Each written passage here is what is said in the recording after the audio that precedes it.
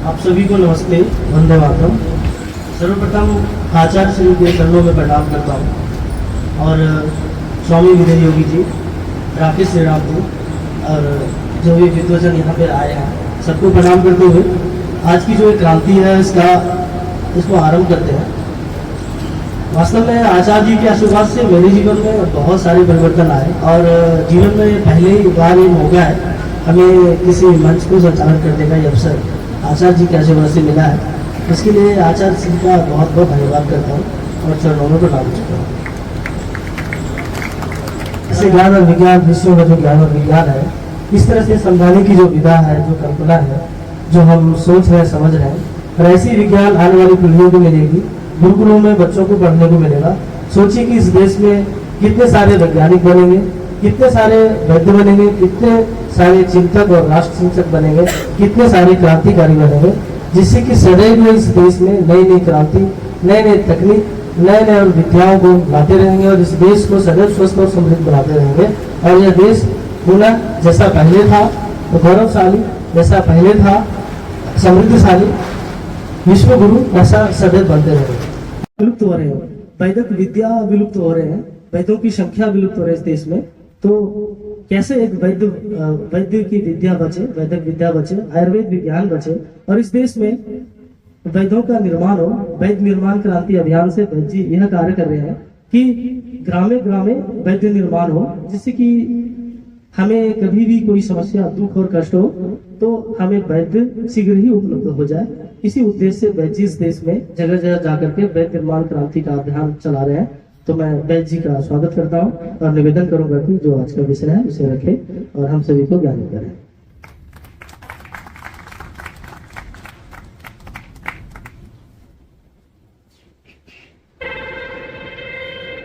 ओम।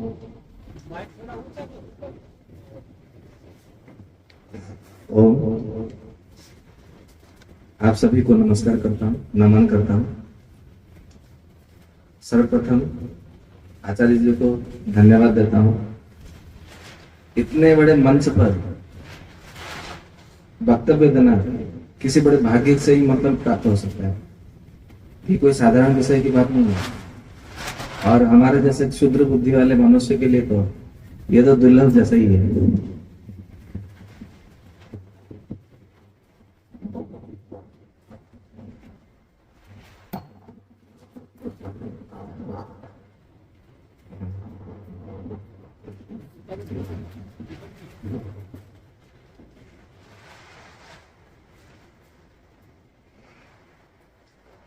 यहाँ मंच से आचार्य जी को, विजय स्वामी जी को तथा डॉक्टर भूप सिंह जी को तथा सामने उपस्थित जितने सारे व्यक्ति हैं, मान्यवर हैं, सब तो मेरे से वयस्क है ऐसा प्रतीत होता है। सभी सम्माननीय, आदरणीय, पूजनीय है तथा हमारे पीछे बैठे हुए दिल्ली से आए हुए पंचकव्य डॉक्टर जी सुनील जी को तथा हमारे जो कार्य के जो मुख्य सूत्रधार अभी संचालक का कार्य कर रहे दीपक आर्य जी और तथा जितने सारे यहाँ कार्यकर्ता हैं सबको नमन करते हुए तथा मैं अपने सर्वप्रथम अपने गुरु के श्री चरण में नमन करता हूँ तथा जो भगवान धन्वंतरी जी है जिसको आयुर्वेद के जनक माना जाता है उनको नमन करता हूँ तथा अपने माता पिता जी के चरणों में भी नमन करता हूँ।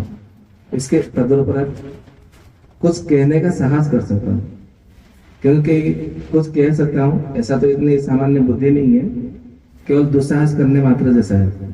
क्योंकि ये जो 3 दिन से जो चल रहा है विक्रम संवत 2080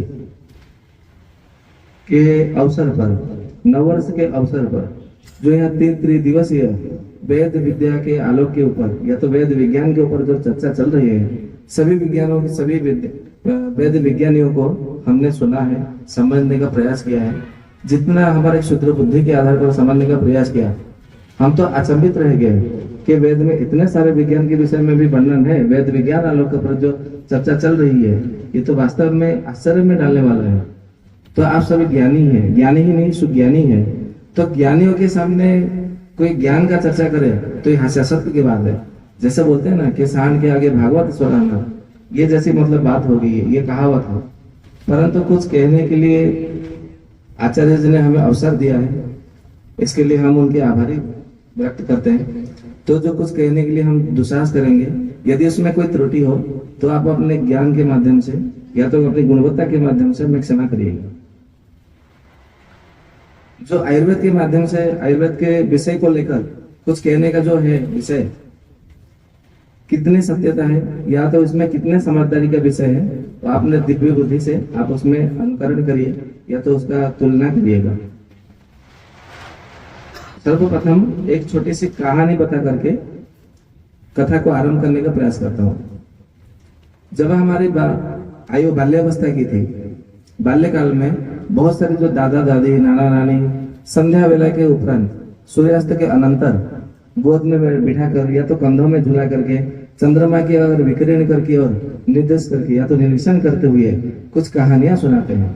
उस कहानियों का मतलब रहस्य ये है, आयुर्वेद के माध्यम से हमने समझने का प्रयास किया कि जो जो कहानी आप बताएंगे सूर्यास्त के अनंतर बच्चों को, उनके मस्तिष्क में वो छप जाएगी, वो चित्र हो जाएगा, चित्र बन करके वो रह जाएगी। उसे छापने की आवश्यकता नहीं, बताने की आवश्यकता नहीं है, केवल कहानी के माध्यम से आप उसे बता दो, वो सब समझ जाता है, क्योंकि वो कब का समय होता है। तो हमारे बचपन बाल्यावस्था में किसी ने हमको बताया था, वो कहानी इस प्रकार की है कि किसी आश्रम में कोई शिक्षा ग्रहण या दीक्षा ग्रहण करने के हेतु किसी गुरुकुल के आश्रम में गया, और उस गुरुकुल में, क्योंकि अभी गुरुकुल की चर्चा चल रही है, इसलिए हमने यहाँ पे गुरुकुल की एक छोटा सा कहानी बताने के लिए, कथा बताने के लिए प्रयास किया है।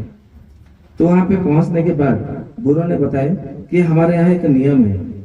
तो नियम यह है कि हम तुम्हें सबसे पहले एक मंत्र प्रदान करेंगे, और उस मंत्र का प्रतिदिन त्रिसंध्या के समय, प्रातः संध्या, मध्याह्न संध्या और सायंन संध्या के समय तुम्हें जप करने हैं, साथ में प्राणायाम करने हैं, और जो आश्रम के जो नियम है वो नियमों का आपको पालन करने हैं। उसके साथ में आपको सारे शिक्षा दीक्षा का आपको संपन्न होगा। तो बोले चलो ठीक है, परंतु शिष्य के मन में एक संदेह हुआ, प्रश्न हुआ कि गुरुजी मंत्र आप देंगे, शिक्षा तो आप ही देंगे, फिर मंत्र किस लिए, मंत्र से क्या होगा? तो बोले कि मंत्र से तुम्हारा सब कुछ कल्याण होगा, सब कुछ तुम्हारा अपने आप में कार्य साधित हो जाएगा। जितने सारे तुम्हारे जीवन में अड़चन आने वाले हैं, हम तुम्हें जो शिक्षा देने वाले हैं, यहाँ तो जो आश्रम में गुरुकुल में जितने सारे अड़चन या तो प्रतिबंध है आने वाली है, जो कठिनाई आने वाली है, वो सारी कठिन परिस्थितियां अपने आप में दूर हो जाएगी। उस मंत्र के प्रभाव में इतनी शक्ति है। अच्छा चलिए ठीक है, बहुत अच्छी बात है, वो दीजिए। तो गुरु जी ने उनको मंत्र दिया। कुछ दिन के बाद में उसके शिष्य मन में ऐसा विचार आया कि उसके दूसरे दिन ब्राह्मण मुहूर्त में उठ करके उस आश्रम में एक छोटा सा बड़ा सा वृक्ष था, आश्रम के बीचों बीच, या तो आश्रम के फाटक ऐसा समझ लीजिए। तो ब्राह्मण मुहूर्त में उठ करके पेड़ के ऊपर चढ़ गया, और चढ़ करके जो गुरु से जो प्रदत्त मंत्र था वो जोर जोर से चिल्लाने लगा, चित्कार करने लगा, चिल्लाने लगा, जोर जोर से बोलने लगा। तो गुरु जी के कानों के मंत्र गूंज उठे, अरे ये तो हमारा प्रदत्त मंत्र है, हमने तो बाहर किसी को नहीं बताया था, ये बाहर कैसे प्रकट हो गया, पर्दा कैसे फांस हो गया?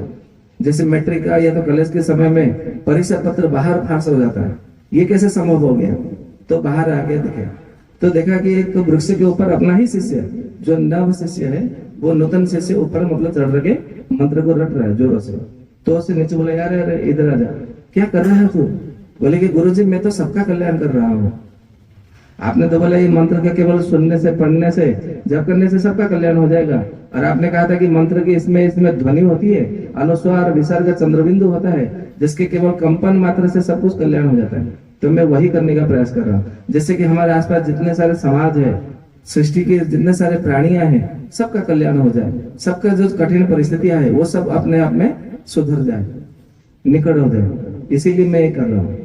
ठीक उसी तरह कहने का, ये कहानी करने का तात्पर्य है, जब हमने अपने गुरुजी से आयुर्वेद का शिक्षा ग्रहण किया, उसके बाद में उन्होंने कहा कि आयुर्वेद के ग्रंथ इतने ही नहीं है, और भी बहुत सारे हैं। यदि तुम्हें सर्वश्रेष्ठ आयुर्वेदाचार्य बनने हैं तो प्रतिदिन तुम्हें आयुर्वेद ग्रंथ पढ़ने होंगे। तो हमने पता किया, अच्छा उसको पढ़ने से क्या होगा? तो पढ़ने से उसके जो भी कुछ पढ़ता है उसमें ऐसा कुछ व्यतीत होता है कि तुम्हारे जीवन में कभी रोग नहीं होगा, और तुम्हारे जीवन में क्या करना है, कैसे करना है, सब कुछ पता चल जाएगा, और तुम उसके अनुसरण करोगे, अनुकरण करोगे, पालन करोगे, तो कभी रोगी नहीं बन सकोगे। तो ठीक है, अच्छी बात है। तो उस दिन से जब हमारे समझ में आए, तो उस दिन से हम आयुर्वेद को चारों ओर से सबको बता रहे कि आयुर्वेद पठन करना चाहिए, आयुर्वेद का पठन करना चाहिए, आयुर्वेद हर किसी को पढ़ना चाहिए।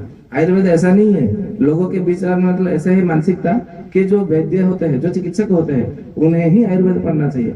वास्तविकता में ऐसा नहीं है कि जो चिकित्सा करे वही वैद्य आयुर्वेद पढ़े। जिस प्रकार जो कोई विज्ञान विमान तकनीक बनाए वही वैद्य विज्ञान आलोक पढ़े, ऐसा तो नहीं है। ज्ञान सबको अर्जित करना चाहिए।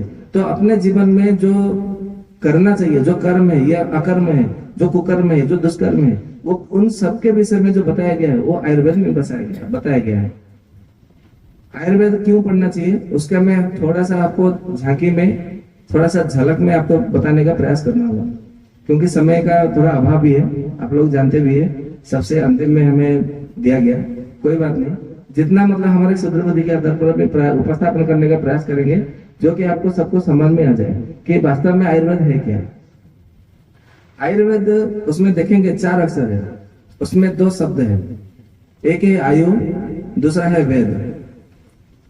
तो आयु का अर्थ क्या है और वेद का अर्थ क्या है? तो सब लोग यही समझते हैं कि जो आयु को बढ़ाने वाला है। ठीक है, आयु को बढ़ाइए। हर कोई चाहता है कि मेरा बढ़ोतरी हो, हर कोई चाहता है कि मेरा बैंक बैलेंस आज इतना है तो कल इतना बढ़ जाए, आज मेरा इतना बंगला है तो कल इतना बढ़ जाए, मेरा इतना है तो इतना बढ़ जाए। हर कोई चाहता है कि मेरा सब कुछ बढ़े, सब कुछ बढ़े, सब कोई चाहता है। तो आयु भी बढ़ना चाहिए ना, नहीं तो उसका उपभोग नहीं करेंगे तो उसका फिर सार्थक क्या है? इतने सारे संग्रह करना, इतने कठिन कष्ट से अर्थ उपार्जन करना, बंगला गाड़ी बैंक बैलेंस करना, परंतु छोटी आयु में चले जाना, मृत्यु को प्राप्त होना, तो उपभोग किए बिना धन का सार्थकता नहीं होती है। तो आयु को तो बिल्कुल बढ़ाना चाहिए, सही बात है।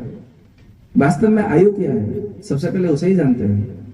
तो आयुर्वेद में बताया गया है गर्भाधान संस्कार से लेकर जिस समय, जिस क्षण, जिस पल आपका गर्भाधान संस्कार हो गया, पुरुष और स्त्री जब समागम करने जाते हैं, उस क्षण से लेकर मरण पर्यंत जो समय है, जो अवधि है, उसे आयु कहा गया है।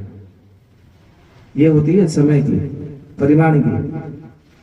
तो उस आयु को उसके बाद में कहा गया है हिताहितम सुखम दुखम आयुस्तस्य हिताहितम मानम च तच्च यत्रप्त आयुर्वेद स उच्यते। इसका अर्थ यह है कि जो आपको आयु प्राप्त हुआ है गर्भाधान से लेकर के मरण पर्यंत, उस आयु को 4 भागों में विभक्त किया गया, या तो बांटा गया है, या तो 4 प्रकार के हैं, 4 जाति के हैं, आप ऐसा समझ सकते हैं। तो 4 प्रकार के जो आयु है वो क्या है? तो आयुर्वेद के आयुर्वेदाचार्य कहते हैं, एक है हितकर आयु, द्वितीय अहितकर आयु, तृतीय सुखकर आयु, चतुर्थ दुखकर आयु। अब हितकर आयु, अहितकर आयु, सुखकर आयु, दुखकर आयु। आयुस्तस्य हिताहितम मतलब हमारे 4 प्रकार की आयु हमारे आयुर्वेद में वर्णन है। और ये 4 प्रकार की आयु किस प्रकार से बिता सकते हैं, ये आपके अपने इच्छा पर निर्भर करता है, आपके अपने बुद्धि पर निर्भर करता है, आपके अपने कर्म पर निर्भर करता है कि आप अपनी आयु को किस प्रकार बनाना चाहते हैं या तो बिताना चाहते हैं। ठीक उसी तरह आयु का परिमाण क्या होना चाहिए?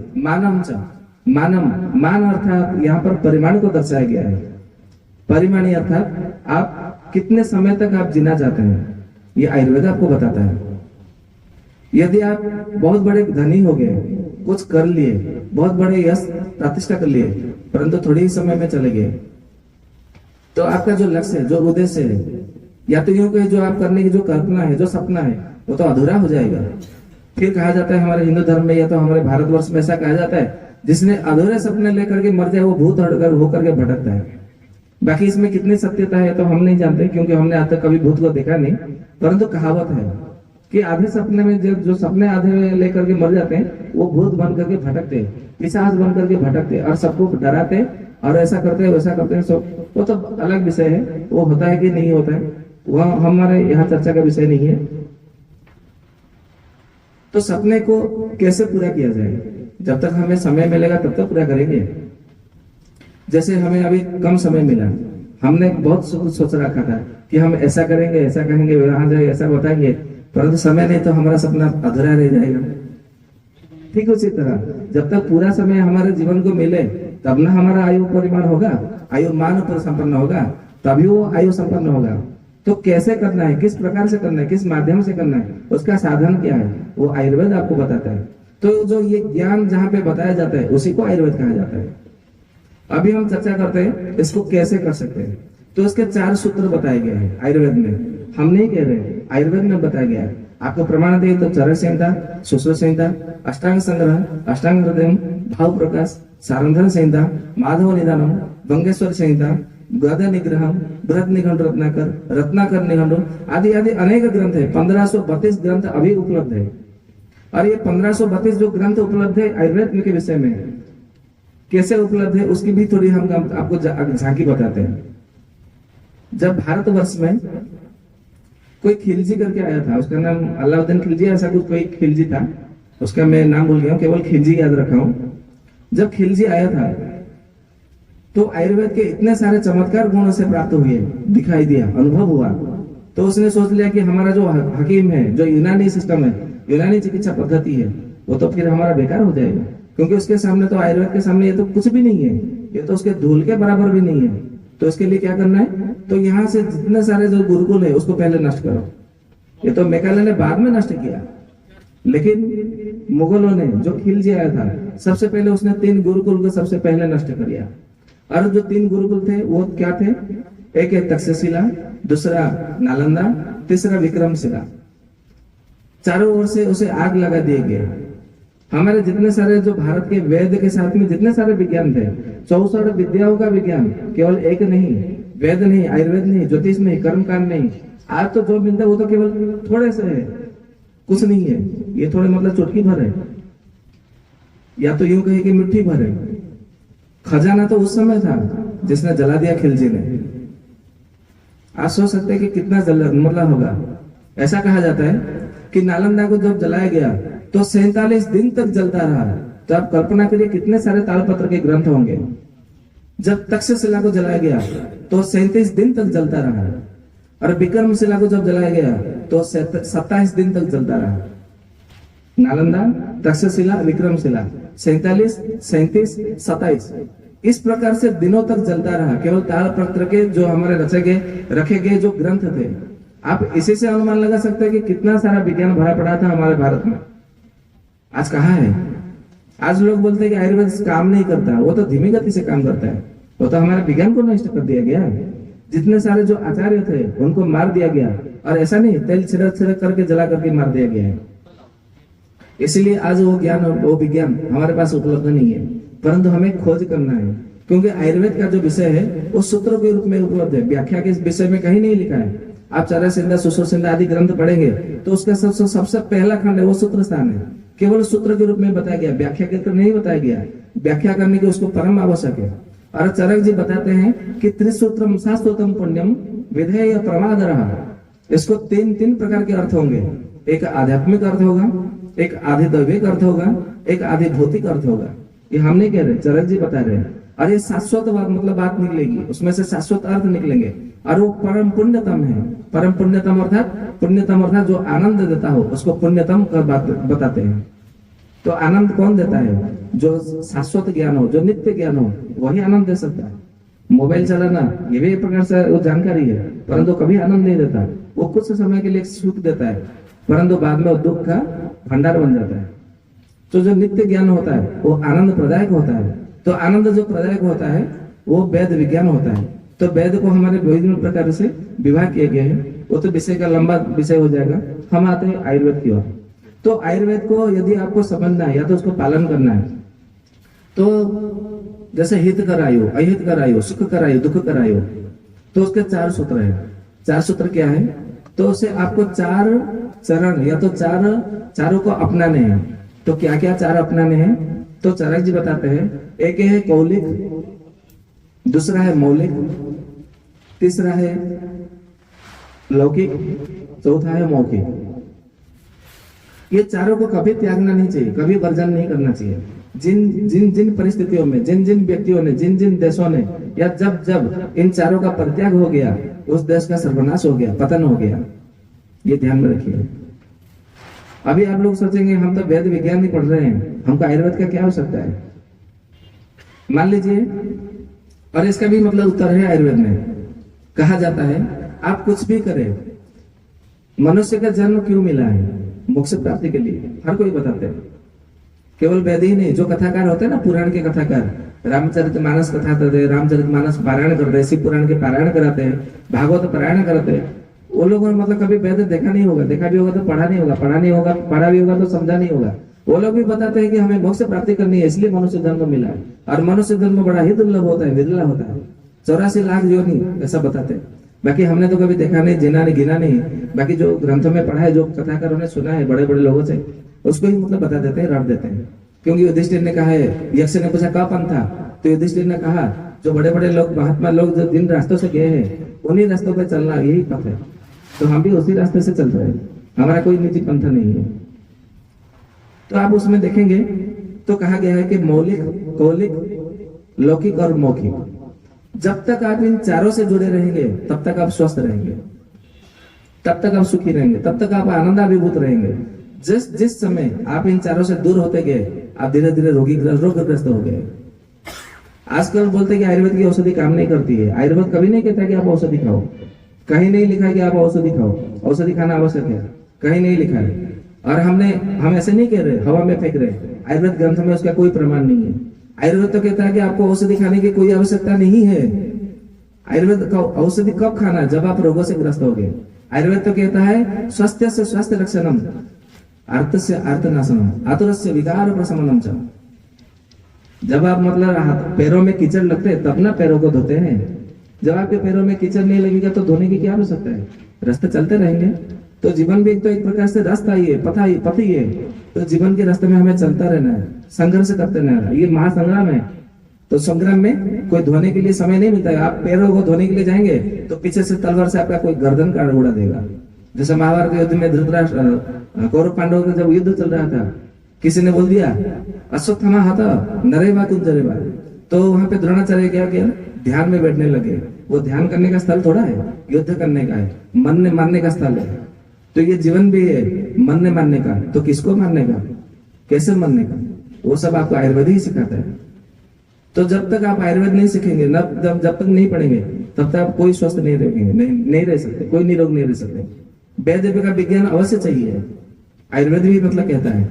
और एक जगह ऐसा भी है, उसमें कहा है सद्यो फलति गंधर्व। मनुष्य के जीवन में यदि अर्थ रोजगार करना है, धन रोजगार करना है, तो बीच बीच में गंधर्व विद्या का प्रयोग करना ही चाहिए। और गंधर्व विद्या तो हमारे सामवेद में लिखा हुआ है, सामवेद से ही गंधर्व विद्या है, गंधर्व वेद है, सब जानते हैं। आप लोग भी मतलब जानते हैं, आप लोगों को बताने की आवश्यकता भी नहीं है। तो सद्य फलति गंधर्व, आप सामवेद का उच्चारण करिए, आपकी जितनी सारी आवश्यकता है जीवन में वो सब पूरी हो जाएगी। और बोलेंगे सामवेद का पठन करने से हमारे जीवन की आवश्यकता कैसे पूर्ण हो जाएगी? उसके लिए अलग से विषय है, लगभग लगेगा 2-3 घंटा। अभी इतना समय नहीं है हम बताने के लिए, कभी अवसर मिला तो हम अवश्य बताएंगे। फिर आते हैं मासमय कम पुराण कम। पुराण के नाम सुनते ही किसी किसी के रोंगटे खड़े हो जाते हैं। तो बोलते हैं पुराण यानी जो महर्षि वेदव्यास जी ने जो लिखा है वो पुराण है। परंतु महर्षि वेदव्यास जी को हमने जब पढ़ने का प्रयास किया, समझने का प्रयास किया, तो महर्षि वेदव्यास जी कहते हैं पुराणम पंच लक्षणम। पुराण में कुछ कुछ प्रक्षेप बातें हैं, आचार्य जी भी बताते हैं, मानते हैं। और आचार्य जी भी मतलब पुराण को कुछ कुछ पढ़ा है, हमने ऐसा अनुभव किया उनकी बातों में। उनके कुछ कुछ ग्रंथ पढ़े तो उन्होंने वहां पे उदाहरण के तौर पर महाभारत के, रामायण के, वाल्मीकि रामायण के कुछ कुछ उदाहरण दिए हैं। तो जो कोई व्यक्ति पढ़ता है तभी ना उदाहरण देता है, ऐसे ही नहीं, यूं ही नहीं उदाहरण दे देता है, कहीं से सुन करके कोई नहीं देता है। मान लीजिए आपके घर में कोई अतिथि आया तो आपके पड़ोस से थोड़ी आपके सब्जी ला करके आप उनको अतिथि सत्कार करोगे। अपने घर में ही तो रसोई करना पड़ता है, तब जाके उसे खिलाना पड़ता है। जैसे हम यहाँ सब एकत्रित हुए हैं, कहीं से होटल से मंगा करके नहीं तैसा किया गया, यहाँ पे रसोई बना करके हमको खिलाया गया, भोजन किया गया। ठीक इसी प्रकार जब कोई पढ़ेगा और समझेगा और उसमें से सार भाग निकाल करके आपको आगे जाना है। जितने सारे ग्रंथ है कोई भी खराब नहीं है, कोई भी बुरा नहीं है, सबको पढ़ना चाहिए। आयुर्वेद में एक श्लोक है कि अनंत शास्त्रम बहुलाच विद्या। शास्त्र तो अनंत है और विद्या भी बहुल है। अल्प कालो बहुविघ्नताचो। हमारा जो जीवन है, जो आयु है, बहुत कम है और उसमें विघ्न भी अधिक आते हैं। तो क्या करना चाहिए? तो यत सारभूतम तत् उपासनीयम। उसमें से जो जो सार बातें हैं उनको संग्रह करना चाहिए। कैसे संग्रह करना चाहिए? तो किससे सीखना चाहिए? तो बताते हैं कि हंसो खिरम यथा एव अम्बु मध्या। जैसे कोई पानी एक कप ले लो, एक गिलास पानी ले लीजिए, उसमें एक कप दूध मिला करके किसी हंस को पीने के लिए दे दीजिए, तो हंस इतनी चतुरता से, इतनी अपनी बुद्धिमत्ता से केवल दूध का ही ग्रहण करके पानी को छोड़ देता है। तो हर मनुष्य का कर्तव्य है कि आप जो भी ग्रंथ पढ़े या तो जो भी शास्त्र पढ़े, उसमें से केवल सार भाग को, आपको जो चाहिए वो उसका सार भाग अपने हिसाब से ले लीजिए। जैसे हम कोई कहानी भी पढ़ते हैं तो हम वैद्यत्व में काम करते हैं, तो हम केवल इतना ही करते हैं, हमारे मुझे आयुर्वेद की आवश्यकता है, तो आयुर्वेद के आधार पर इसमें मुझे क्या मिलेगा, उसका सार भाग हम उसको आयुर्वेद के आधार पर अर्थ करते हैं और वही शिक्षा ग्रहण करते हैं, बाकी सब भूल जाते हैं। तो आप भी ऐसा ही करिए। आप वेद के विज्ञान है तो उसका वेद के साथ में आप यदि कोई इंजीनियर है तो इंजीनियर के हिसाब से उसको क्या गुण चाहिए तो आप उसमें से वो गुण लीजिए, बाकी सब भूल जाइए। ये आप करिए। जैसे कभी कुछ समय में बाल्यावस्था में हमने एक गाना सुना था, वो गाना यहाँ पे कहना उचित नहीं है क्योंकि वेद की चर्चा हो रही है, परंतु उदाहरण देने के लिए हम बाध्य है क्योंकि वो गाना इसमें सही बैठता है। उदाहरण के तौर पर उसमें मुखड़ा है कि फिल्म की शूटिंग होने जा रही है, हीरो है, हीरोइन है और डायरेक्टर प्रोड्यूसर सब है, शूटिंग चल रही है, परंतु कैमरा और कैमरामैन नहीं है, तो क्या होगा, सारे बेकार। तो फिल्म शूटिंग होगा कैसे जब कैमरा और कैमरामैन ही नहीं है, नहीं हो सकता। ठीक उसी तरह आपके जीवन में सब कुछ है, वेद है, उपनिषद है, ब्राह्मण ग्रंथ है, सब कुछ है, परंतु आयुर्वेद नहीं है तो आपका जीवन कुछ नहीं है, अधूरा है। मैं आप किसी की निंदा नहीं कर रहा हूँ, यहाँ पे बैठ करके, खड़े होकर के, आपके पास में आकर के, क्यों अधूरा है उसको हम यहाँ पे चर्चा करेंगे, कैसे अधूरा है और अपने जीवन को हमें पूर्ण करना है। जैसे कहा जाता है स्त्री जब तक माँ नहीं बन जाती, मातृत्व को प्राप्त नहीं हो जाती, वो अधूरी कह जाती है। मातृत्व को पूर्ण प्राप्त होने के बाद में वो पूर्णत्व को प्राप्त होती है, ऐसा कहा जाता है। बाकी इसमें कितनी सत्यता है, आप सब ज्ञानी है, उसमें हमें कोई प्रकाश डालने की आवश्यकता नहीं है। ठीक उसी प्रकार आयुर्वेद के बिना जीवन कैसे अधूरा है उसके विषय में हम चर्चा करते हैं। तो आचार्य जी कहते हैं, सभी जितने चरक सुश्रुत आदि, जो धन्वंतरी, बागवट आदि जितने सारे आयुर्वेद आचार्य हैं वो सब कहते हैं कि आपको कभी भी अपने जीवन में कौलिक का त्याग नहीं करना चाहिए। जिस दिन आपने कौलिक का त्याग कर दिया उस दिन आप जो है सत्यानाश या तो पतन की ओर आगे बढ़ रहे हैं, ये आपको समझना चाहिए।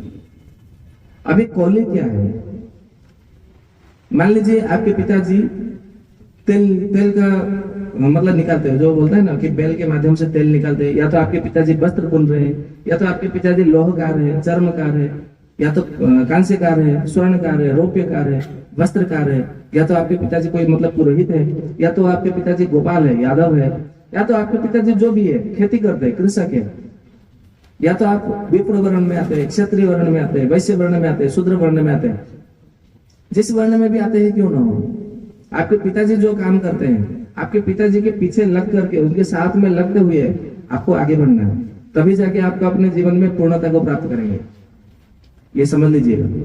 और जो बोलते हैं ना फिनिशिंग मतलब होना है, ये अपने पिताजी से ही प्राप्त हो सकता है, क्योंकि दुनिया में पिता और गुरु को अतिरिक्त जितने सारे व्यक्ति है, कोई आपको फिनिशिंग नहीं बना सकता, पूर्णत्व तो नहीं दे सकता, कुछ ना कुछ उसमें कमियां रहेगी ही रहेगी, ये ध्यान में रखना है। आप कोई भी कंपनी से जुड़ जाओ, किसी भी संप्रदाय से जुड़ जाओ, कभी पूर्णता को प्राप्त नहीं हो सकते। पूर्णता को प्राप्त होती है केवल दो व्यक्तियों के माध्यम से, एक पिता, दूसरा गुरु, इसलिए गुरु को पितृतुल्य कहा गया है, ये ध्यान में रखिए। ससुर को भी पिता तुल्य माना गया है, परंतु ससुर क्या कहता है कि मेरी बेटी को तुम खुश रखो, तुम अपने परिवार को छोड़ दो, कहता है कि नहीं कहता। आज के समय में हर कोई बोलेंगे कि हाँ, मुक्त कंठ में ये स्वीकार करेंगे, हाँ हमारे घर में होता है, हमारे पड़ोस में होता है, हमारे गांव में भी होता है, ये होता ही है। तो पूर्णत्व को कैसे प्राप्त होंगे, तो अपने पिता के मतलब साथ में जब चलेंगे तो कुल आपका कौलिक होगा। तो आपके जो कुल में है, जो कुल की परंपरा है, जो कर्म है, उसे कभी नहीं त्यागना चाहिए, जिससे कि आप कभी अपूर्णता ना हो, अखंड बने रहे। इसके लिए कौलिक का तो कभी त्याग नहीं करना चाहिए। फिर दूसरे में आता है मौलिकता। अभी मौलिकता क्या है? मौलिकता यह है कि आपको मूल का कभी त्याग नहीं करना चाहिए। अभी मूल क्या है उसको समझते हैं। आयुर्वेद में क्या बताया गया है? आयुर्वेद में ऐसा बताया गया है कि मौलिकता, मान लीजिए आपको वस्त्र बुनना है, एक उदाहरण आपको देता हूं, वस्त्र बुनना है तो आजकल तो मशीनें आ गई है, पावर लूम्स, बस मशीन में ऐसा डालो, वो नाम तो मुझे मैं अभी भूल गया हूं, लेकिन मैं देखने के लिए गया था, उसको अनुभव करने के लिए किसी पावर लूम्स की फैक्ट्री में, टेक्सटाइल की टेक्सटाइल की फैक्ट्री में।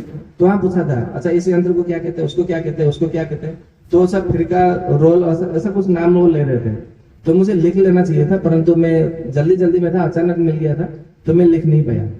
परंतु वहां पे उन्होंने जिस प्रकार से बताया गया है, तो ऐसा इसको लाना है, उसमें इसको डाल देना है, ये पावर बटन को ऑन करना है, स्विच करना है, बाकी वो चलता रहेगा।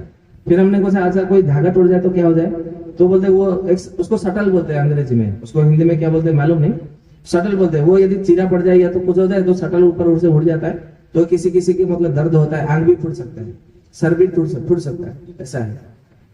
परंतु आप जब पावरलूम के बदले में यदि हैंडलूम में जाते हैं, कभी किसी की दुर्घटना नहीं हुई आज तक, और चिरा छपा उसको मतलब नहीं मिला, आपको अच्छी मतलब क्वालिटी का गुणवत्ता का मिला।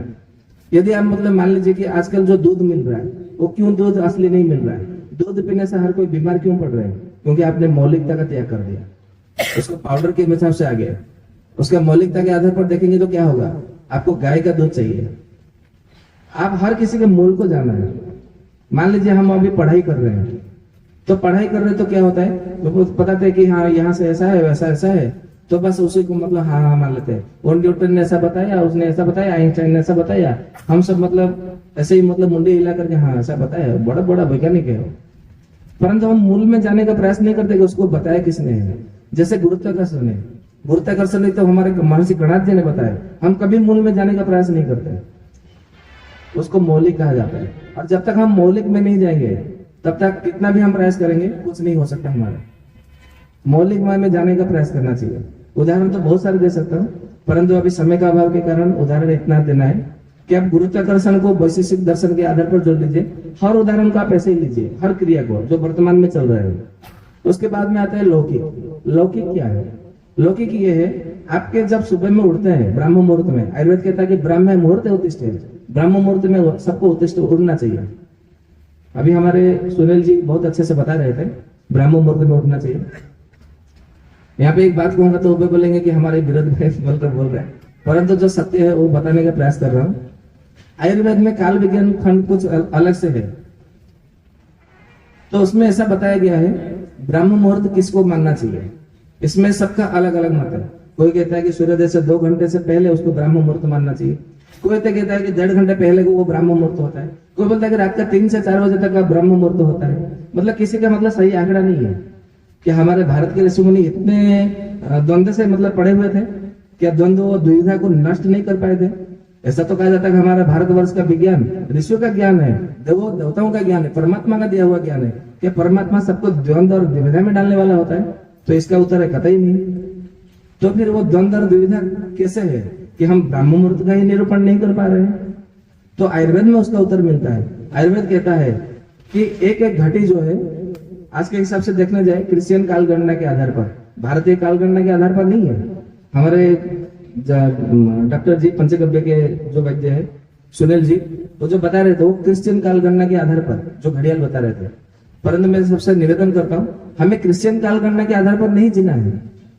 यदि वेद के विज्ञान को जानना है, वेद के विज्ञान के आलोक पर आगे बढ़ना है, नहीं तो मैं ऐसा समझता हूँ कि आचार्य जी ने जो वेद विज्ञान आलोक ग्रंथ लिखा है कि वो लोग पढ़ करके वो केवल मतलब ज्ञान अर्जित करने मात्र रह जाएगा, वहीं तक सीमित रह जाएगी।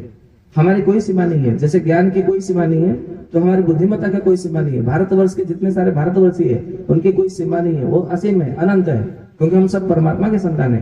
परमात्मा तो कहा जाता है वो अचिंत्य है, अनंत है, अवेद्य है। फिर हम हमारा अंत कैसे हो गया, हमारा सीमा कैसे नियत होगी? तो ये सब क्रिश्चियन काल गणना के आधार पर हो गया। हमें क्रिश्चियन काल गणना के परे जाना है और भारतीय काल गणना का जो वेद में बताया गया है उसी को हमें पालन करना है। तो भारतीय काल गणना में क्या बताता है? तो आयुर्वेद कहता है कि भारत के काल गणना के आधार पर सूर्योदय से 4 घटी पहले जाना है। जो समय होगा उस दिन का वो ब्रह्म मुहूर्त है। ये आपको ध्यान में रखना है। हम लोग क्या करते हैं कि जो 8 प्रहर होते हैं, काल गणना के विषय में जाऊंगा तो बड़ा लंबा चर्चा होगी, परंतु मैं आपको संक्षेप में बताने का प्रयास करता हूं। यदि हमने भारतीय काल गणना को अपना लिया तो हमें कभी रोग नहीं होगा। इसका भी एक मतलब है, रहस्य है। हम कोई भी भारतीय काल गणना को नहीं अपनाते। कोई भी आज का मतलब बताते हैं ना, आज कितनी तारीख है वो बोल रहे हैं, आज क्या दिनांक है किसी के मुख से नहीं निकल रहा है। ये बड़े दुख की बात है। और हम वेद का प्रचार करने निकले, कैसे संभव है? हम उच्चारण करेंगे ABCD और पढ़ने जाएंगे वेद, संभव नहीं हो सकेगा। वेद जो लिखा है भारतीय काल गणना के आधार पर लिखा है, तो हमें भी अपना जीवन भारतीय काल गणना के आधार पर चलाना पड़ेगा। तो भारतीय काल गणना दिनांक है, तिथि है, पक्ष है, मास है, वर्ष है, वत्सर है, ऋतु है, तारीख नहीं है।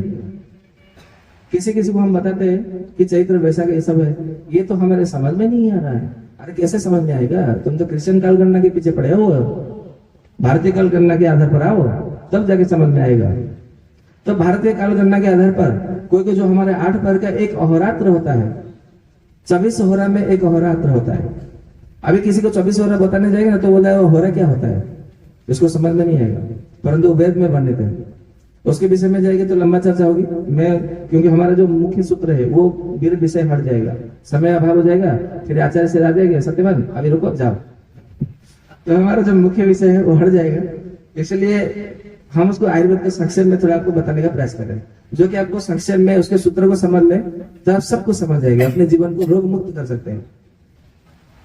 तो लोग मतलब ऐसा समझते हैं कि सुबह 6 से 9 प्रथम प्रहर है, 9 से 12 द्वितीय प्रहर है, 12 से 3 तीसरा प्रहर है, 3 से 6 चौथा प्रहर है, फिर ऐसा ही 6 से 9, 9 से 12, 12 से 3, 3 से 6, ऐसे 8 प्रहर से एक नवरात्र हो गया।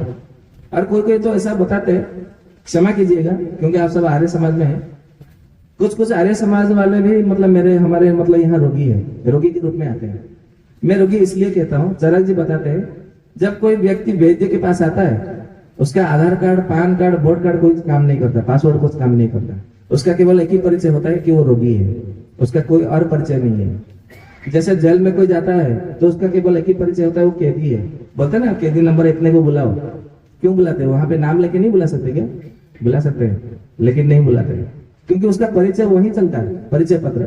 ठीक इसी तरह जब हमारे मतलब न्यायपालिका में जाते हैं तो वहां पे भी क्या करते हैं, हालांकि ये क्रिश्चियन काल मतलब क्रिश्चियन के मतलब शिक्षा के आधार पर हुआ है, परंतु हम समझाने के लिए आपको बता रहे हैं कि वास्तविकता मतलब क्या है, हमको क्यों ये अव्यवस्था को बताना चाहिए, बदलना चाहिए।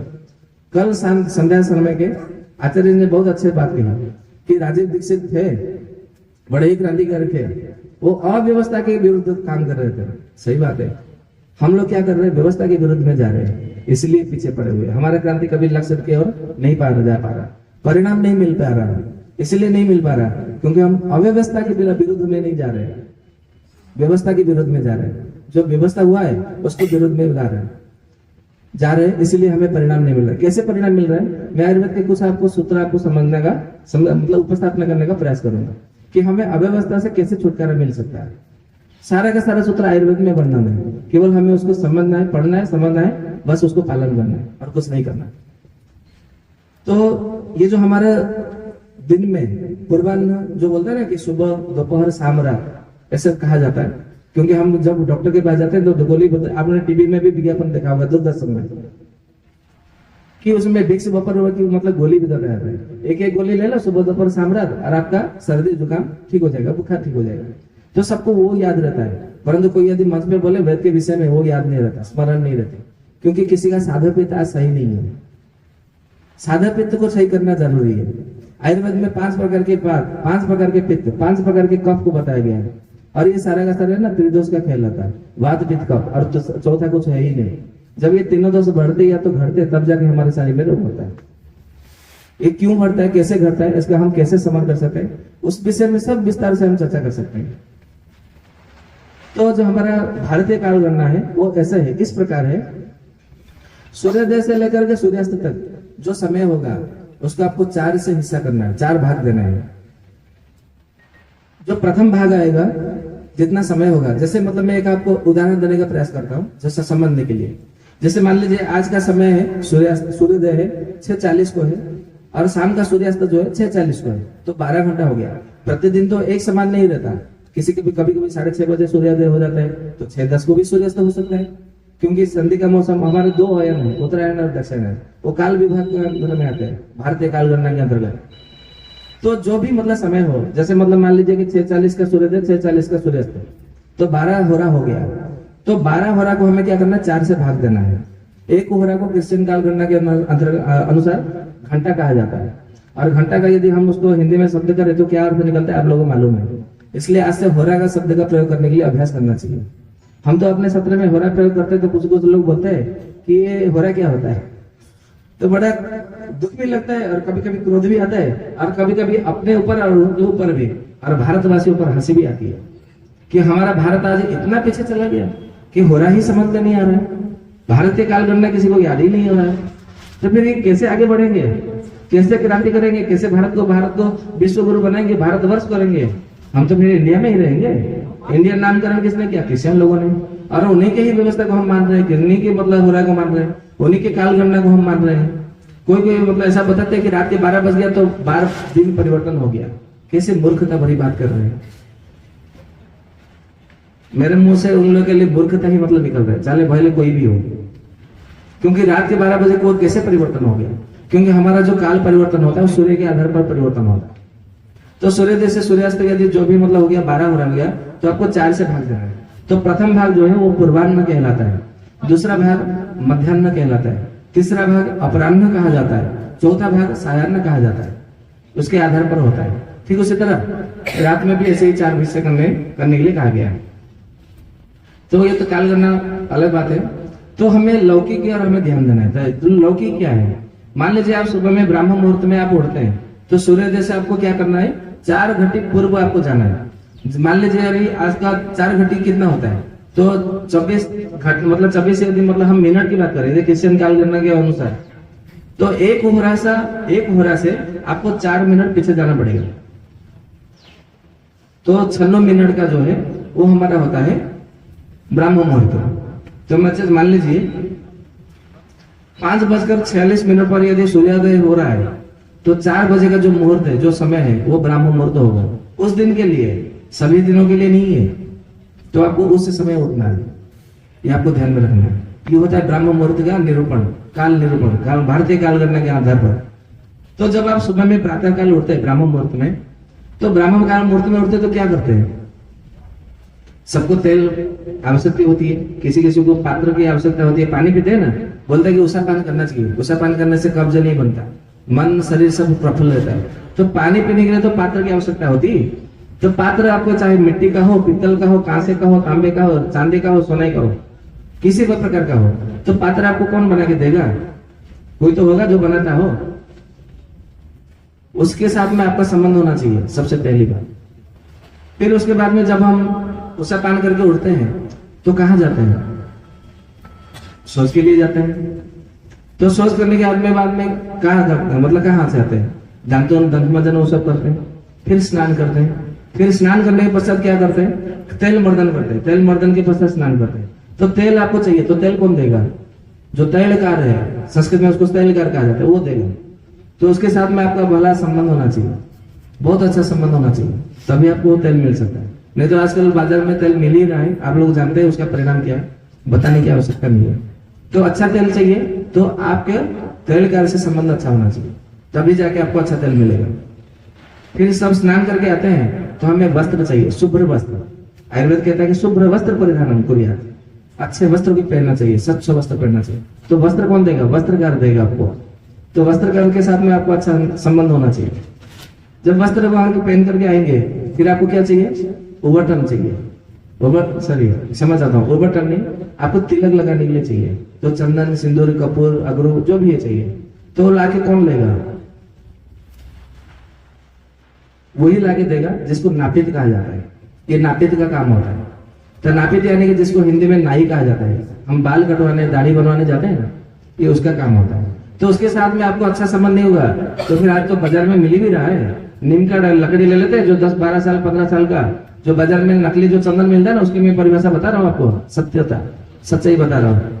बाजार में जो मिलता है ना, वो कैसे अच्छी चंदन मिलती है, सुन लीजिए। नकली चंदन, नीम का लकड़ी, जो कि नीम का पेड़ कम से कम 15 साल से ऊर्ध्व हो उसकी आयु, मतलब 15 साल पुराना हो, उसका जो जड़ से लेकर के 2 हाथ या तो 3 हाथ की ऊंचाई, उसको काट लीजिए। अंदर से काला काला रंग का, थोड़ा अलग से रंग का या तो लाल लाल रंग का वो प्राप्त होता है, जिसके संस्कृत में मंजस ऐसा कहा जाता है। हिंदी में क्या कहते हैं उसको मालूम नहीं, संस्कृत में मंजस कहते हैं। उसको प्राप्त किया जाता है। और चंदन का लकड़ी एक टुकड़ा लेकर के छोटा सा, या तो यूं मान लीजिए 1 सेर चंदन का लकड़ी असली वाला लेकर के 100 सेर नीम का जो मंज है, मतलब जो अंदर का जो लकड़ी है, काष्ठ है, उसको 100 सेर लेना है, मतलब आप 100 गुना ले सकते हैं। और उसका बड़ा सा हांडी में, या तो यूं मानिए कि नहीं 100 सेर नहीं, 10 सेर यानी कि 10 किलो ऐसा समझ लीजिए, 10 सेर नीम का लकड़ी लेना है, 1 सेर चंदन का लकड़ी लेना है, और उसको जितना उसमें पानी भर है कम से कम 64 गुना पानी लेकर के उसको उबालना है। उबलते उबलते उबलते उबलते इतना उबालना है जितना सारा पानी जल जाए, उसको आपको चूल्हे में से निकाल देना है, वो सारा लकड़ी निकाल लेना है। वो जो नीम का लकड़ी है ना, वो आपका चंदन का लकड़ी की तरफ भीनी भीनी सुगंध आने लगेगी। यदि वो नीम की लकड़ी या चंदन की लकड़ी को दोनों एक साथ में रख दोगे तो कोई बता नहीं सकता कि ये असली चंदन है कि नकली चंदन है, बाजार में वही मिल रहा है। तो असली चंदन कौन लाके देगा? नापित लेगा, जिसको नाई बोलते हैं। तो नाई के साथ में आपका अच्छा संबंध होना चाहिए। फिर हम आगे आते हैं, तो हमारे जीवन में भूख प्यास वो सब मतलब आवश्यकता होती है, तो कौन देगा? किसान देगा। तो किसान के साथ में आपका अच्छा संबंध होना चाहिए। हमें किसी कंपनी के ऊपर निर्भर नहीं करना चाहिए। तो आपके जीवन में जो भी आपको चाहिए, चाहे फल हो, सब्जी हो, जो भी आपको चाहिए, आपके घर में मिठाई हो, मिठाई बनाना हो, तो आपके घर मतलब आपके क्षेत्र में जो भी मिठाई बनाने वाला हो, उसके साथ में जो हलवाई मतलब हलवाई कहा जाता है, उसके साथ में आपका अच्छा संबंध होना चाहिए। ये होती है लोग, मतलब आपको जो भी कुछ चाहिए आपके क्षेत्र में मिलने वालों से आपको संबंध करना चाहिए। तो इससे क्या होगा, उसका रहस्य भी आगे बताएंगे, उसका क्या लाभ होगा। इसका लाभ सबसे पहले ये होगा कि आपका जो क्षेत्र का धन है वो आपके ही क्षेत्र में रहेगा, और उन भाई को रोजगार मिलेगा जो बोलते कि हमारे गांव में तो रहते हैं लेकिन रोजगार नहीं है, क्या करें, इसलिए गांव बेच बात करके जमीन बेच करके शहर में जाना पड़ता है। तो शहर में जा रहे तो फिर रोजगार मिल जाता है क्या? नहीं मिलता है। दर दर की ठोकरें खाना पड़ता है, भटकना पड़ता है, एक एक पैसे के लिए किसी से गाली खाना पड़ता है, किसी से मार खाना पड़ता है, अपने सम्मान अपना स्वाभिमान को बलि देना पड़ता है। ये कोई जीवन है? ये क्या इसको मनुष्य कहते हैं? ये तो जानवर से भी बदतर है, इसको मनुष्य नहीं कहते। मनुष्य में तो कहा जाता है ना कि मनोभव, ऐसे मनुष्य बनोगे। मनुष्य बनाए तो अपने लौकिक अपने क्षेत्र में जिन जिन लोगों के साथ में आपका संबंध होना चाहिए, उन सबके साथ में आपको संबंध रखना चाहिए, अच्छी संबंध। ऐसा नहीं कि हाँ मुझे चाहिए बस क्रय विक्रय विलयम सुव्यवहार, ऐसा नहीं है कि खरीदे और बेचे जाने के समय में अच्छी व्यवहार कर लो अच्छा बस, उसके बाद में उसको देखो तो जैसे मतलब कि पहचानते नहीं, अनजान, ऐसा नहीं करना है। प्रतिदिन जब भी देखो उनके साथ में अच्छे बात करना। और किसी को भी मतलब मिलोगे, आयुर्वेद कहता है कि सबसे पहले उनके बाल बच्चों के विषय में पूछना चाहिए, उसके विषय में बाद में पूछना, सबके अंत में पूछना। तो उसके लगे अरे मेरे बच्चों के विषय में पूछ रहा है, ये कितना भला मानस है। गुजरात में भला मानस बोलते हैं, अभी राजस्थान की भाषा में क्या बोलते हैं मालूम नहीं। तो गुजरात में, क्योंकि मैं गुजरात में 14 साल रहा, तो उसको सारू मानस, भला मानस ऐसा कहा जाता है। तो आयुर्वेद कहता है जब आप किसी को मिलो सबसे पहले उसके बच्चों के विषय में पूछो कि तुम्हारे बाल बच्चे कैसे हैं, तुम्हारे घर में सब कुशल मंगल है ना, चलो ठीक है। अरे आप कैसे हैं, आपके विषय में तो मैं बताने पूछना ही भूल गया।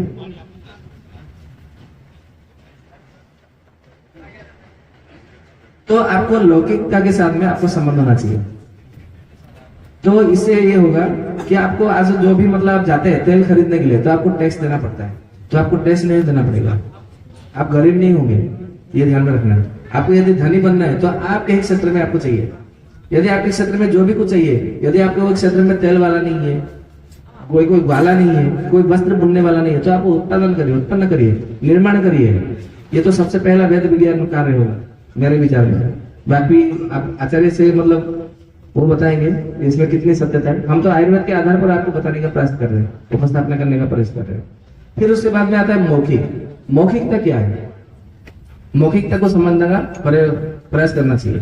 तो मौखिक वो है जो कि मुख्य विषय है, और कैसे उसको समझा जाए, तो इसके विषय में सबसे पहले आयुर्वेद कहता है कि काच में शक्ति इति चिंतन मुहुर्मुहु, यानी कि बार बार आपको चिंतन करना चाहिए। तो क्या चिंतन करना चाहिए? तो आयुर्वेद कहता है कि मैं कौन हूँ, ये सबसे पहले आपको बार बार हर बार चिंतन करना चाहिए कि मैं कौन हूँ, मैं कौन हूँ। आप जब तक चिंतन नहीं कर पाएंगे, उसका उत्तर नहीं ढूंढ पाएंगे, तब तक आप निश्चित नहीं कर पाएंगे आपको क्या करना चाहिए। तो बोलते हैं ना कि लोग मतलब बोलते हैं कि मुझे क्या करना है, क्या करो क्या करो, क्या करना चाहिए, मुझे ऐसा है, ऐसा हालत है। अरे उसके हालत के लिए तुम ही स्वयं जिम्मेदार हो, स्वयं ही उत्तरदायी हो, इसके लिए कोई और अन्य उत्तरदायी नहीं है, क्योंकि तुम्हें स्वयं नहीं मालूम है कि तुम कौन हो। जब तक तुम्हें स्वयं नहीं, जैसे मैं अपना उदाहरण देता हूँ, जब तक मैं ये चिंतन नहीं करूंगा कि मैं वैद्य हूँ, तब तक मुझे क्या सामने वाला आके बताएगा कि तुम वैद्य हो, तुम्हें चिकित्सा करने का चाहिए, तुम्हारा चिकित्सा करने का तुम्हारा कर्म है, रोगियों को मतलब रोग निरूपण करके तुम्हें औषधि देने का कर्म है। कोई सामने से आके बताएगा तो सामने आके उसको यदि नौकरी की यदि तलाश होगी, उसकी आवश्यकता होगी, तो बोलेगा मेरे घर में झाड़ू पोछा मारने वाले की कमी है, तुम आ जाओ मेरे घर में है कमी। वो तो ऐसे ही बोलेगा जो जिसको, क्योंकि मनुष्य से बड़ा स्वार्थी दुनिया में कोई नहीं है। आप लोग भी जानते हैं इतना बड़ा स्वार्थी हमने जीवन में कभी नहीं देखा। जब हम किसी को कुछ बोलते हैं तो सामने बोलते हैं अरे आप कितने अच्छे वाले, आप कितने बड़े हैं, आप सबका उपकार करते हैं, आप सबके लिए मतलब आपका मतलब हमें आशीर्वाद चाहिए, आपकी कृपा चाहिए। ध्यान में रखना, एक बात बता रहा हूँ, आयुर्वेद में बताया है मनुष्य कभी किसी पर कृपा नहीं करता, कृपा केवल ईश्वर परमात्मा करता है। हाँ, मनुष्य ऐसा है कि आशीर्वाद दे सकता है, उसके अंतर मन से आशीर्वाद के शब्द निकल सकते हैं, परंतु कभी कृपा नहीं करता। यदि वो कृपा करता है तो वो दूसरे के सामने हाथ क्यों फैला रहा है? कृपा तो वही करता है जो किसी के भी सामने हाथ ना फैलाता, जिसका हस्त कभी उत्तान मुद्रा में ना रहा, वही कृपा करता है। तो परमात्मा का यदि ऐसा मतलब हम किसी उपनिषद में पढ़े थे, नाम ध्यान नहीं है, उसमें ऐसा बताया गया है कि परमात्मा जो है वो चलते भी है और नहीं भी चलते, सोते भी है और सोते भी नहीं है। ऐसा उसका विरोध करके ऐसा बताया, उसमें अच्छे से बताया है। आचार्य जी ने पढ़ा होगा, आप सबने भी पढ़ा होगा, मालूम होगा। और किसी एक उपनिषद में हमने पढ़ा था कुछ वर्ष पहले पुराने समय में कि उनके सहस्त्र बाहु है, सहस्त्र शीर्ष है, सहस्त्र चरण है, ऐसा बताया था उसमें कि उनके 1000 हाथ है, 1000 पैर है और वो सारे सृष्टि को वो रच रहे हैं, सारे सृष्टि को सृष्टि कर रहे, प्रलय कर रहे, वही सबका पालन करते हैं। ऐसा उनकी महिमा बताते हुए वहां पे बताया गया। तो यदि हम उस उपनिषद के माध्यम से वाक्य की यदि वाणी के आधार पर देखें तो उनका हाथ कभी उत्तान मुद्रा नहीं करता। उत्तान मुद्रा यानी कि इस प्रकार कि मुझे कुछ दे दो, दही कुछ दे दो। दही शब्द कभी परमात्मा के मुंह से नहीं निकलता। यदि वो कुछ सामने यदि आ भी जाए, वो तो निराकार है। यदि हम सोचते हैं कि यदि वो साकार मूर्ति में भी सामने आ जाए, वो कभी किसी को नहीं बोलेंगे दही। दही शब्द है ना, ये केवल मनुष्य ही करता है और वही मनुष्य करता है जिनको मालूम नहीं कि मैं कौन हूँ। और वेद और आयुर्वेद ये दोनों बताते हैं कि वो कौन है, बताते हैं ना कि हम आत्मा है। कोई कोई बोलता है सोहम, कोई बोलता है कि हम ब्रह्मास्मि, ऐसा कोई कोई अन्य अन्य व्याख्या करते हैं। तो अब बात अलग है। तो आप जब तक आप अपने को नहीं पहचानोगे, अपने को स्वयं को नहीं जानोगे, तब तक आपका कर्तव्य क्या है, आपका कर्म क्या है, वो कोई निर्धारण नहीं कर सकता। आपको स्वयं को निर्धारण करना है, क्योंकि ये सब बताया गया कि वैद्य का ये कर्म है, किसान का ये कर्म है, इसका ये कर्म है, दर्जी का ये कर्म है, तैलकर का ये कर्म है, कांस्यकार का ये कर्म है, सब बताया गया है। तो आप जब तक ये नहीं निश्चित करोगे मैं कौन हूँ संसार के हिसाब से, तो आपका कर्म क्या है आपको कौन बताएगा? आपको स्वयं ही निश्चित करना है। ये हो गया आपको मौखिक। तो आयुर्वेद में कहा है कौलिक, मौलिक, लौकिक और मौखिक। ये चार यदि वस्तु से आप मतलब चारों से यदि वर्जन दूर हो गए तो आपका पतन सुनिश्चित है। इस विषय में मैं छोटा सा एक कथा आपको सुनाना पसंद करना मतलब कहना चाहता हूँ 2 मिनट में। अभी तो समय समाप्त हो गया, ऐसे ही अनुमति मतलब इस सारे संकेत मिल चुके हैं, फिर भी मैं थोड़ा समय लेना चाहता हूँ आचार्य से अनुमति मांग करके 5-10 मिनट। लगभग 2016 की बात है, 2016 या 17 की बात है। क्योंकि हम विज्ञान के छात्र रहे हैं तो हम जब भी मतलब कुछ देखते हैं, यदि टीवी मोबाइल भी देखते हैं या तो कहीं पे भी जाते हैं, तो हम उसे आयुर्वेद के आधार पर उसे समझने का प्रयास करते हैं कि आयुर्वेद के आधार पर इसमें कितनी सत्यता है, इसमें कौन से सूत्र के साथ में ये मेल खाता है, तो हम उससे समझने का प्रयास करते हैं। तो एक बार नेशनल जियोग्राफिक चैनल देख रहा था, आप लोग मालूम है उसमें सब विभिन्न प्रकार के साइंस के विज्ञान के आधार पर वो बताते हैं, परंतु क्रिश्चियन के साइंस के आधार पर बताते हैं, पाश्चात्य विज्ञान के आधार पर, वो हमारे वेद विज्ञान के आधार पर नहीं है। फिर भी हम उससे उसके सूत्र को समझते हैं आयुर्वेद के आधार पर। तो एक बार देख रहा था कि एक हिरन है, ये मैं सत्य घटना बता रहे हैं हम आपको, ये सत्यता है, हमने देखा अनुभव किया, और उसका जो आयुर्वेद के आधार पर उसका जो सूत्र निकाला, आप अपने जीवन में यदि उसका पालन कर लिया तो आप, मैं निश्चित रूप से कहता हूँ आप कभी रोगी नहीं बनोगे। ध्यान से रखिएगा, सुनिएगा। एक हिरन था, उसके साथ में उसकी बच्चे थी, एक बच्चा या बच्ची जो भी है उसके साथ में था, और वो चर रहे थे, अपना चारा वो स्वयं निकाल रहे थे। इतने समय में एक शेर आया और वो धीरे धीरे धीरे धीरे, जैसे बिल्ली होता है ना, बोलते हैं शेर ने देखा तो बिल्ली देख लो, पता चल जाएगा शेर कैसा होता है। तो बिल्ली कैसे आता है, धीरे धीरे चूहे को पकड़ने आता है, तो शेर भी वो धीरे धीरे धीरे आ रहा था, वो कैमरामैन उसके ऊपर फोकस डाल रहा था। ये कितनी मतलब विडंबना की बात है, दुर्भाग्य की बात है कि उसको रिकॉर्डिंग करने जाते हैं लोगों के सामने बताने के लिए कि वो देखो कैसे खा रहा है, देखो देखो कैसे आ रहा है, और उनको मजा लगता है, मजा भी आता है, मजा लौटते हैं वो। उनको पागल कहेंगे कि क्या कहेंगे, हमारे भाषा में उसको उसके लिए कोई शब्द नहीं है। कभी कभी ऐसा मन से आता है शब्द कि सामने यदि होते तो पता नहीं मुंह से क्या निकल जाता है। जो भी है धीरे धीरे शेर आ रहा है और उसको बड़े वो आनंद से वो रिकॉर्डिंग कर रहे हैं और वो बोल भी रहे हैं, देखो देखो शेर के पंजे कैसे हो रहे हैं, उसके कैसे धीरे धीरे आ रहा है, कैसे धीरे धीरे अपने मतलब बाहों को कंधे को हिला हिला कर आ रहा है, झुका झुका के आ रहा है, कितनी उसकी गति है, देखो उसकी गति बढ़ रही है, फिर से वो रुक जा रही है, उसकी नजर कैसे, ऐसा वर्णन करते हुए जैसे कोई कवि किसी का वर्णन कर रहा हो अपने काव्य में, ऐसा वर्णन करते हुए वहां पे कैमरामैन, वहां पे रिकॉर्ड जो कैमरामैन माइक मैन जो भी है वो बता रहा था। वो देख रहा है कि माँ के सामने उसका बच्चा है, वो सामने आने का उसका शेर का साहस नहीं होता है, वो साहस नहीं कर पाया, वो आया नहीं। ध्यान से सुनना इस बात को, क्यों कह रहे अंत में, क्योंकि अंतिम घड़ी है, इसलिए अंतिम घड़ी में एक अंतिम वार्ता आपको सामने पहुंचाने का प्रयास कर रहा हूं। तो उस माँ के सामने बच्ची है या तो बच्चा है, उसका संतान है, तो शेर उसका, शेर दोनों का मतलब वो खाद्य खादक है, उसका खाद्य है, ऐसा हम समझ लीजिए, क्योंकि शेर जो मांसाहारी होता है बाघ, तो उसके सामने आता है, देखता है बच्चा माँ के सामने है, वो फिर वो रुक जाता है। कई समय बीत जाते हैं, कई होरा बीत जाते हैं, जैसे ही मतलब हिरन ने थोड़ा सा मतलब मुंह घुमा करके वो अपना चारा संग्रह करना आरंभ किया, खाना आरंभ किया, शेर ने झपटा, तुरंत उसके बच्चे को पकड़ा और तुरंत निकल गया। इतनी गति से, इतनी तीव्रता से वो अपने आगे बढ़ा और उसके बच्चे को निकल गया। वे भी मतलब देख करके अचंभित रह गया, अब्बा कबर गया, अरे ये क्या हो गया।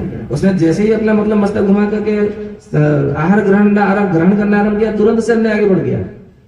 तो इसका अर्थ है, हमने वहां पे आयुर्वेद के आधार पर ये लिया कि जब तक कोई भी मनुष्य, कोई भी व्यक्ति, कोई भी प्राणी, चाहे मनुष्य हो, पशु हो, पक्षी हो, जब तक अपने माँ के सामने रहता है, माँ के साथ में जुड़ा रहता है, शेर तो क्या, कोई भी आपको मतलब बाल बांका नहीं कर सकता, कोई भी आपको नुकसान नहीं पहुंचा सकता, कोई भी आपको नष्ट नहीं कर सकता।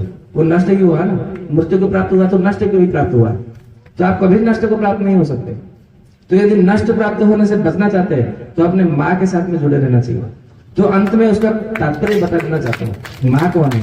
हम लोग बोलते हैं ना कि सुबह सुबह जैसे ही हम उठते हैं, बताया जाता है, गुरुकुल में भी और अन्य ग्रंथों में भी बताया जाता है, सुबह सुबह उठते हैं तो क्या बोलते हैं, हम अपनी धरती माँ को सबसे पहले प्रणाम करते हैं और बोलते हैं कि समुद्रम बसने देवी पर्वत स्तनमंडल है विष्णु पत्नी नमस्तुभ्यम पाद स्पर्श मुख्यमस्मय, ऐसा बोलते हैं। कोई बताते, बोलते हैं, नहीं बोलते वो बात अलग है, परंतु ऐसा कहने की परंपरा है। वहां पे यदि हम देखेंगे, हम जो भी कोई भी बच्चा यदि आता है, खेलते कूदते हुए यदि आता है, तो सबसे पहले क्या करता है, माँ उसके आंचल में से उसका चेहरा को पोंछ लेता है। अरे अरे कितना गंदा हो गया, कितना कीचड़ हो गया, कितना मैल हो गया, अरे मेरा बच्चा कितना थक गया, कितना पसीने से लथपथ हो गया, वो अपने आंचल से पोंछता है। तो आंचल कौन है? तो समुद्र है। तो समुद्र यदि हमारे, ऐसा कहा जाता है कि पूर्व में और पश्चिम में, दक्षिण में समुद्र है, उत्तर में समुद्र नहीं है। परंतु जब आयुर्वेद में आधार पर भारतवर्ष को समझने का प्रयास किया कि भारतवर्ष में कहाँ कहाँ मतलब आते थे, तो भारतवर्ष के एक मानचित्र आयुर्वेद में भी बताया गया है एक जगह पे, वो उसके प्रमाण भी मैं दूंगा कभी समय मिला तो ऐसा बताया गया कि चारों ओर समुद्र है, बीच में भारतवर्ष है। भारतवर्ष एक दीपांतर जैसा है। तो मुझे वहां पे भी आचंबित हुआ। परंतु हम आजकल जो नक्शा देखते हैं भारत का, वो ऐसा बताया जाता है कि हमारा नक्शा केवल हिमालय तक है, उसके आगे नहीं है, तुम उससे आगे नहीं जा सकोगे, ये तुम्हारी सीमा है। भारतीयों की क्या सीमा भैया? जिसके ज्ञान की कोई सीमा नहीं, जिसकी परमात्मा की कोई सीमा नहीं, जिसकी शक्ति की कोई सीमा नहीं, उनकी तुम सीमा बताओगे। और तुम लोग जिसको मतलब हगने के बाद में पहुंचने भी मालूम नहीं है, सोच करना मालूम नहीं है, तुम लोग बताओगे हमारी सीमा क्या है? तुम्हारी इतनी मतलब साहस है, तुम्हारी इतनी धृष्टता है। ये ऐसे इसलिए बताते हैं क्योंकि हमें अपने ज्ञान से हम लथपथ है, हम अपने माँ से दूर हो गए और हमारी माँ धरती माँ है, ऐसा कहते हैं। फिर आते हैं पर्वत स्तन मंडल है। तो पर्वत स्तन में यदि जब हम किसी को भूख लगता है तो माँ सबसे पहले क्या करती है, अपना स्तन निकाल करके पिलाती है, स्तन में पान कराती है, तो उसको बल आता है। सबसे पहले जब बच्चा जन्म लेता है तो अपना स्तन में पान कराती है। क्यों कराती है? 3 साल तक। आयुर्वेद में कहा गया है कि 3 वर्ष तक स्तन में पान कराना चाहिए। आजकल तो लोग सोचते हैं अरे मैं अपना स्तन में पान कराऊंगी तो मैं जल्दी बूढ़ी हो जाऊंगी, मेरा सौंदर्य नष्ट हो जाएगा, मेरा यौवन नष्ट हो जाएगा। क्या बात है, कितनी मूर्खता है। कौन बताया? वो डॉक्टर ने बताया। मैं गया था गायनेकोलॉजिस्ट के पास में, मैं हमने बोले कि मुझे जवान रहनी है, तो उसने बोला अपने बच्चे का स्तनपान कराना बंद कर दो। क्या मूर्खता है। हमारे मतलब माँ को सौभाग्य की मतलब कहा जाता है कि प्रसूता, माँ का एक दूसरा पर्यायवाची नाम है प्रसूता। प्रसूता 3 वर्ष तक कहा जाता है, तो 3 वर्ष तक आपको दूध पिलाना चाहिए, ये आपको ध्यान में रखना है। तो जब तक आप मतलब दूध पीते हैं तब तक वो बच्चा हृष्ट पुष्ट होता है। जो 3 साल तक बच्चा दूध पीता है ना, उसकी बुद्धि, उसका बल, उसका पराक्रम, उसका शक्ति देखिए, उसके शरीर में रोग प्रतिरोधक शक्ति देखिए, कभी नहीं होगा। मतलब इतना बढ़ोतरी होगी, उसके कभी रोग नहीं होगा। क्यों होता है? तो पर्वत स्तन मंडल, तो धरती माता यदि धरती में हमारी माँ है तो उसका स्तन क्या है? पर्वत है। पर्वत में क्या होता है? नदी होती है, झरना होती है, औषधियां होती है। तो औषधियां ये केमिकल वाला नहीं है, पैरासिटामोल, एजिथ्रोमाइसिन ये आदि आदि जो ये वो नहीं है।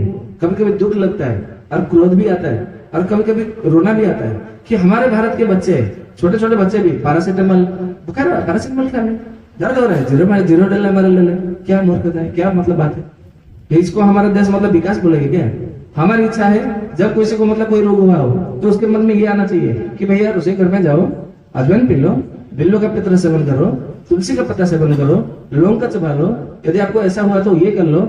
ये उसके मुंह में आना चाहिए, उसके जवानी में मामला आना चाहिए, तब जाके हम समझेंगे कि भारतवासी का विकास हुआ, अन्यथा नहीं। वो विकास नहीं है, का के बदले में हम केवल नारे लगा सकते, विनाश और कुछ नहीं है। तो ये था। और मैं बात बता दूं, मुख्य विषय तो रह गया। आयुर्वेद में बताया गया है कि आप यदि चाहते हैं कि मुझे कभी रोग न हो तो आपको केवल एक ही उपाय करना है, एक ही उपचार करना है, एक ही सूत्र को अपनाना है, वो है प्रज्ञा पराध। जितने सारे मनुष्य में रोग होते हैं, छोटा सा लेकर के बड़ा सा रोग, और मैं आपके रोगों की संख्या बता दूं, आपको हैरानी होगी। आयुर्वेद कहता है 88 सहस्राणी रोगा भवति मंडले, 88,000 की संख्या में रोग है हमारे शरीर में।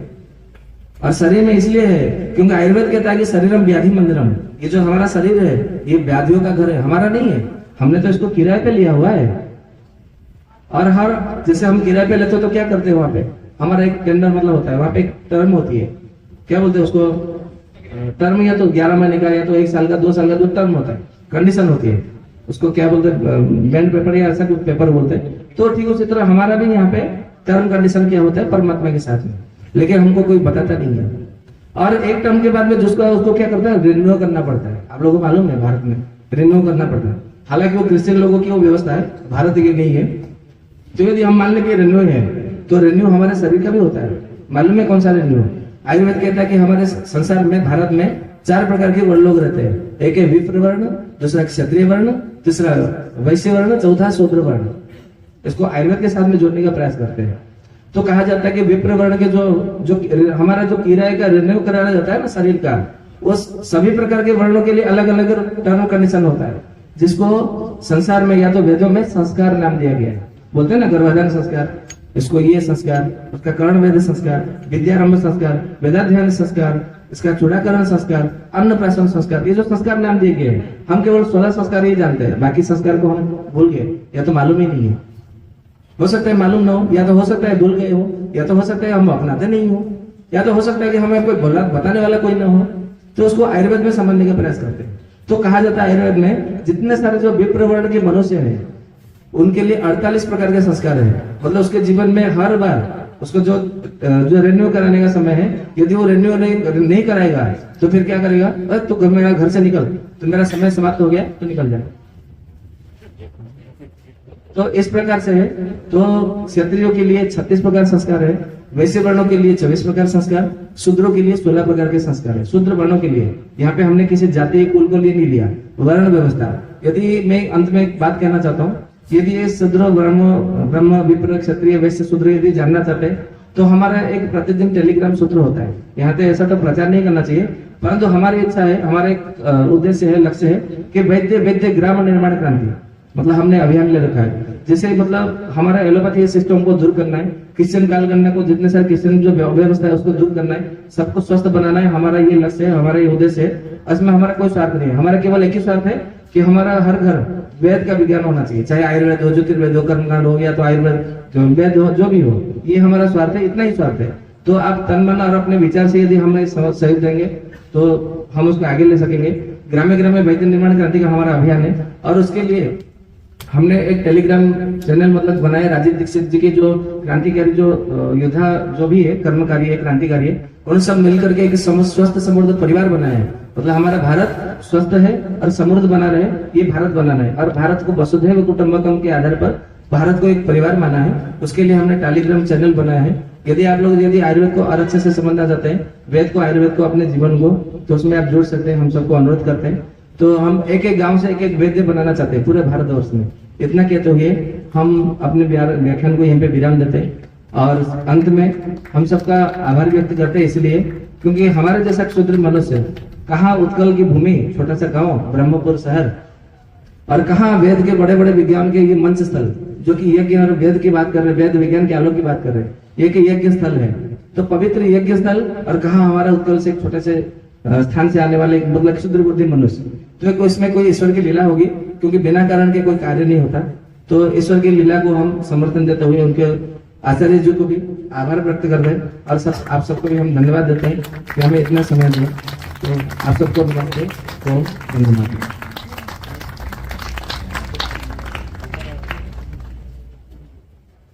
जी बहुत बहुत धन्यवाद वैद्य जी का।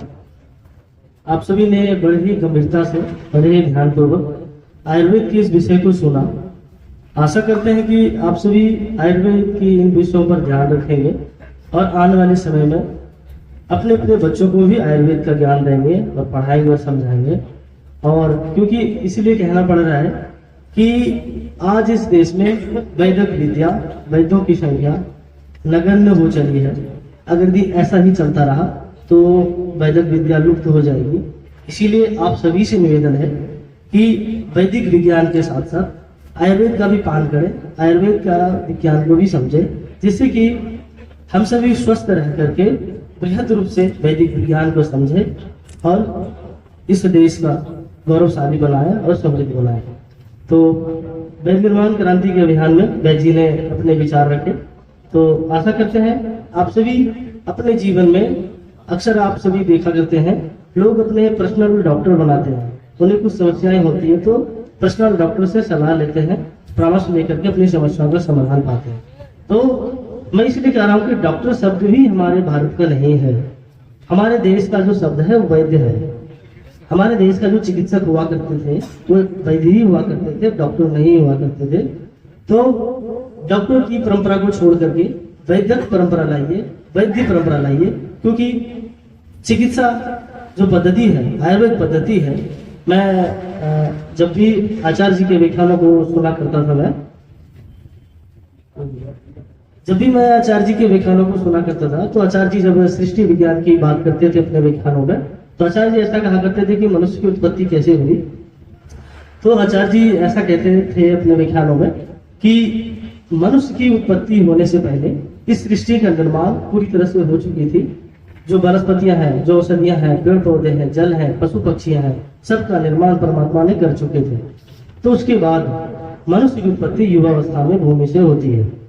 तो सोचिए कि मनुष्य के ध्यान रखने के लिए, मनुष्य को स्वस्थ रखने के लिए परमात्मा ने औषधियों का निर्माण, वनस्पतियों का निर्माण, जल का, पर्वतों का, पहाड़ों का निर्माण कर चुके थे, जिससे कि मनुष्य को कोई तकलीफ ना हो, कोई कष्ट ना हो और वो सदैव आरोग्य रह सके।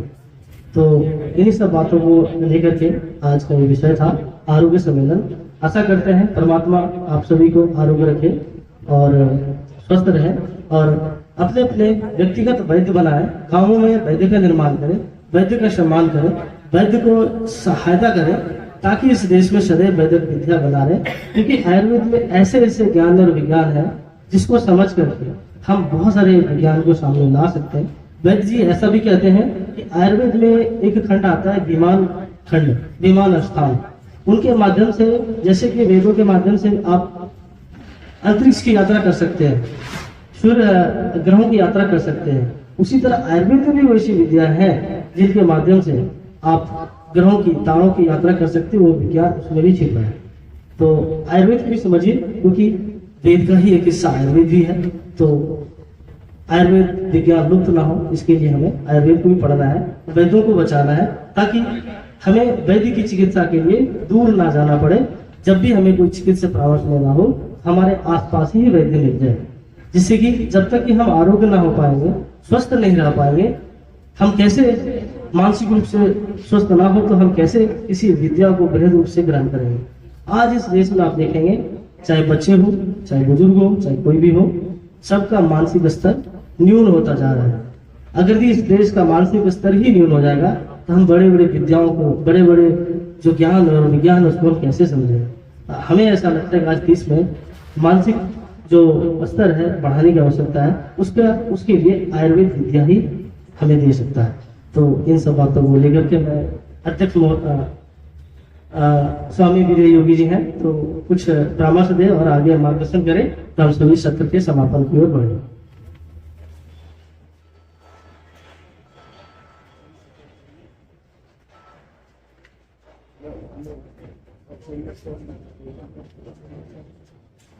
पहले